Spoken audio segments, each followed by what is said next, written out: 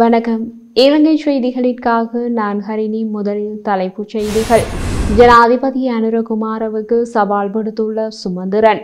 கடற்றொழிலாளர் பிரச்சினையை தமிழ்நாட்டு முதலமைச்சருடன் பேசப்போவதாக கூறி சில அரசியல்வாதிகள் ஏமாற்றுகிறார்கள் என்று குற்றம் சாட்டிய டக்ளஸ் தேவானந்தா. அரசாங்கம் எதிர்வரும் காலங்களில் எதிர்த்தரப்பினரை கைது செய்ய வாய்ப்புள்ளது என சுட்டிக்காட்டியுள்ள நாமல் ராஜபக்ஷ. இனி விரிவான செய்திகள்.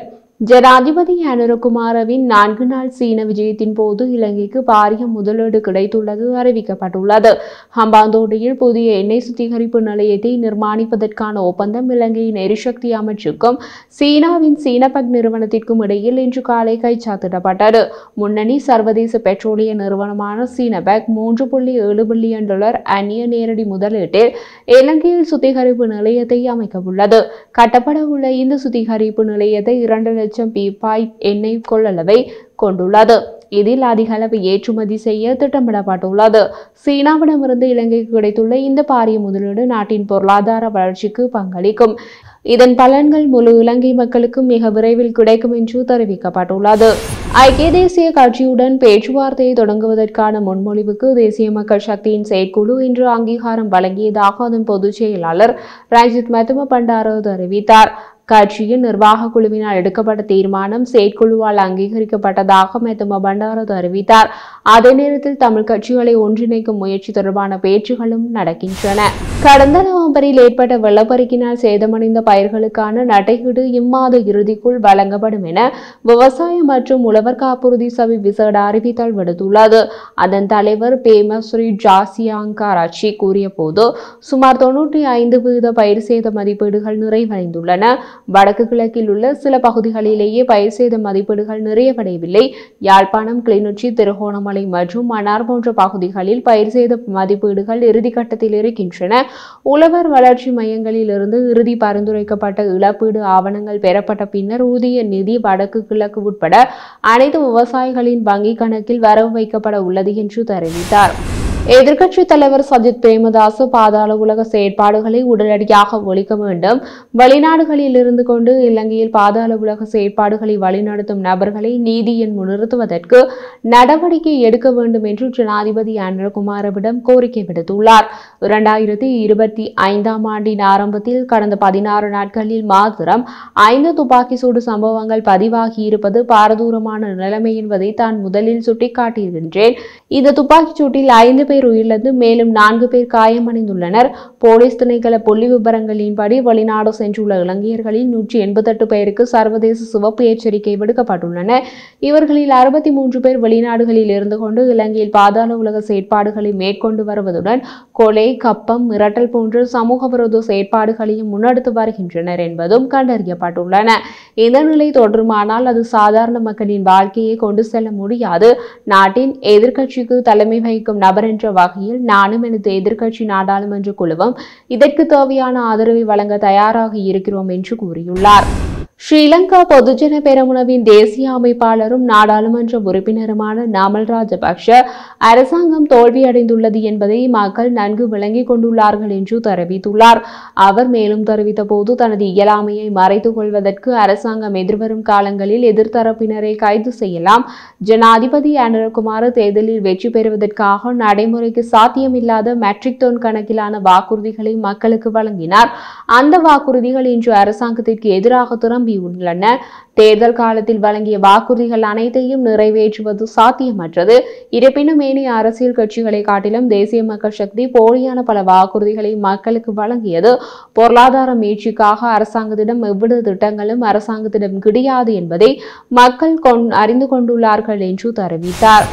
இலங்கை கடற்படையின் வடக்கு கட்டளை தளம் நாளை 17ஆம் திகதி பருத்தித்துறை கடலில் கடற்படை கப்பலான SLNS ரண விக்ரமா கப்பலிலிருந்து சூட்டு பயிற்சி மேற்கொள்ள இருப்பதால் கடற்றொழிலாளர்களை குறிப்பிட்ட கடல் பகுதிக்குள் பிரவேசிக்க வேண்டாம் என அறிவித்தல் கொடுத்துள்ளார்கள். இலங்கை கரையோர காவற்படையின் வடக்கு பிராந்திய பணிப்பாளர் யாழ்ப்பாணம் நீர்வள திணைக்களம் ஊடாக அனைத்து கடற்றொழில் சங்கங்களுக்கும் இந்த அறிவித்தலை விடுத்துள்ளார். நாளை காலை 8 மணியிலிருந்து மாலை 5 மணி வரை குறிப்பிட்ட சில கடல் பகுதிகளுக்கு வர வேண்டாம் என்று அறிவுறுத்தல் கொடுக்கப்பட்டுள்ளது. முன்னாள் நாடாளுமன்ற உறுப்பினர் M.A. சுமந்திரன் பார் லைசன்ஸ் விவகாரத்தை வெளிப்படுத்துவோம் என்று ஆட்சிக்கு வந்தவர்கள் இன்று வரை அதனை வெளிப்படுத்தவில்லை என சுட்டிக்காட்டியுள்ளார். நாடாளுமன்ற உறுப்பினர்களுக்கு லஞ்சமாக கடந்த காலத்தில் பார் லைசன்ஸ் வழங்கப்பட்டுள்ளது. லஞ்சத்தை ஒழிப்போம், பார் லைசன்ஸ் விவகாரத்தை வெளிப்படுத்துவோம் என்று வந்தவர்கள் இன்று வரை அதனை வெளிப்படுத்தவில்லை. இவர்களுக்கு லஞ்சத்துக்கு துணை போனவர்களாகத்தான் பார்க்க முடியும். நாம் சவால் விடுகிறோம், முடிந்தார் பார் லைசன்ஸ் விவகாரத்தை உடன் வெளியிடுங்கள், இல்லையேல் நீங்களும் ஊழல்வாதிகள் தான் என்று தெரிவித்துள்ளார். நிதி மற்றும் திட்டமிடல் பிரதி அமைச்சர் ஹர்ஷன சூரியபெரும தொடர்பில் சமூக ஊடகங்களில் பொய்யான தகவல் பரப்பப்பட்டு வருவதாக நிதி அமைச்சு தெரிவித்துள்ளது. அறிக்கையொன்றை வெளியிட்ட நிதி அமைச்சகம் ஆன்லைன் வர்த்தகமான TTK அப்ளிகேஷன் என்ற நிறுவனத்துடனான துணை அமைச்சரின் சந்திப்பு தொடர்பாக ஒரு தவறான விளம்பரத்தை வெளியிட்டதாக பொய்யான செய்திகள் பரப்புவதாக கூறியுள்ளது. TTK அப்ளிகேஷன் நிறுவனத்துடன் பிரதி அமைச்சர் எந்த சந்திப்பிலும் ஈடுபடவில்லை என நிதி அமைச்சு தெளிவுபடுத்தியுள்ளது. பிரதி அமைச்சரின் பெயரை பயன்படுத்தி குறித்த நிறுவனம் சட்டவிரோதமான முறையில் பணம் வசூலிப்பதாக கூறிய நிதி அமைச்சர் சட்ட நடவடிக்கைகளை ஆரம்பிக்க நடவடிக்கை எடுக்கப்பட்டு வருவதாக தெரிவித்துள்ளது. இந்திய கடற்றொழிலாளர்களின் அத்துமீறல் குறித்து தமிழ்நாடு முதலமைச்சருடன் பேசுவதாக கூறி வடபகுதி கடற்றொழிலாளர்களை சில அரசியல்வாதிகள் ஏமாற்றுகிறார்கள் என்று முன்னாள் கடற்றொழில் அமைச்சர் டக்ளஸ் தேவானந்தா குற்றம் சாட்டினார். தமிழ்நாட்டில் தமிழக முதல்வர் M.K. ஸ்டாலின் தலைமையில் இடம்பெற்ற அயலவர்கள் நிகழ்வில் பங்கேற்ற தமிழ் நாடாளுமன்ற உறுப்பினர்கள் தமிழகம் சென்றார்கள். இலங்கை இந்திய கடற்றொழிலாளர்கள் பிரச்சினை தொடர்பாக தமது தமிழ் எம்பிக்கள் முதலமைச்சர் ஸ்டாலினுடன் எதுவும் பேசவில்லை. அது பற்றி டக்ளஸ் தேவானந்தாவிடம் கருத்து கேட்ட போதே இவ்வாறு தெரிவித்தார். அவர் மேலும் தெரிவிக்கையில், இலங்கையிலிருந்து சென்ற சில தமிழ் நாடாளுமன்ற உறுப்பினர்கள் தமிழக முதல்வருடன் செல்ஃபி எடுத்த விஷயம் சமூக ஊடகங்களில் வெளியாகியது. எல்லை தாண்டி இலங்கை கடலுக்குள் வரும் இந்திய கடற்றொழிலாளர்களை கட்டுப்படுத்துமாறு தமிழக முதல்வரிடம் நிகழ்வில் கலந்து கொண்ட நாடாளுமன்ற உறுப்பினர்கள் பேசியிருக்கலாம். ஆனால் அவர்கள் அவ்வாறு பேசியதாக தெரியவில்லை.